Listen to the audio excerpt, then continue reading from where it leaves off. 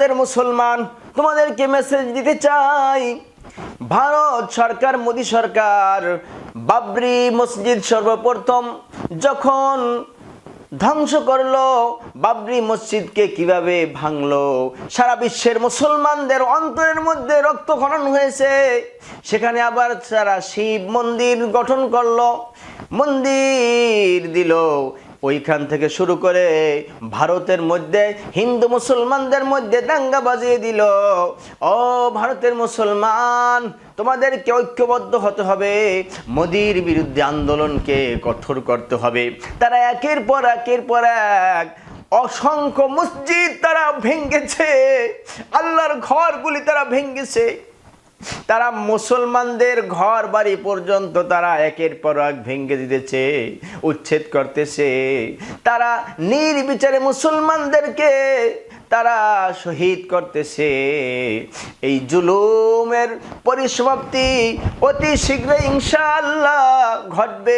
ওই মোদী সরকার পালায়ন করবে ইনশাআল্লাহ, তার প্রেক্ষাপট চলতেছে। বাংলাদেশের মধ্যে যেইভাবে, নেপালের মধ্যে যেইভাবে, শ্রীলঙ্কার মধ্যে যেইভাবে ছাত্ররা কঠোর আন্দোলনের মাধ্যমে জালেমদেরকে প্রতিহত করেছে, জালেমদেরকে যাতে বাধ্য করেছে, অনুরূপভাবে ভারতেও কঠোর আন্দোলন হইতেছে। ছাত্র ভাইয়েরা, তোমাদের জন্য শুভকামনা রইল।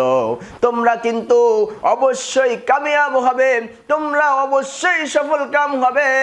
মোদী সরকারকে না হটিয়ে তোমরা কখনো এই আন্দোলনকে বন্ধ করবে না, তোমরা আন্দোলনকে চালিয়ে যাবে। এই আন্দোলন সরকার বিরোধী আন্দোলন, এই আন্দোলন জালেমের জন্য আন্দোলন, এই আন্দোলন কোরআনের পক্ষে আন্দোলন, এই আন্দোলন ন্যায় নিষ্ঠা নীতি আদর্শের আন্দোলন। এই আন্দোলনে ইনশাআল্লাহ অবশ্যই সফলকাম হবা। তাই ভারতের সব স্তর থেকে সমগ্র মানব জাতিদেরকে আমি এই মেসেজ দিতে চাই, যেমনিভাবে শ্রীলঙ্কার জালেম সরকার পালাইতে বাধ্য হয়েছে, বাংলাদেশের জালেম সরকার পালাইতে বাধ্য হয়েছে, নেপালের জালেম সরকার পালাইতে বাধ্য হয়েছে, এবার ভারতের পালা।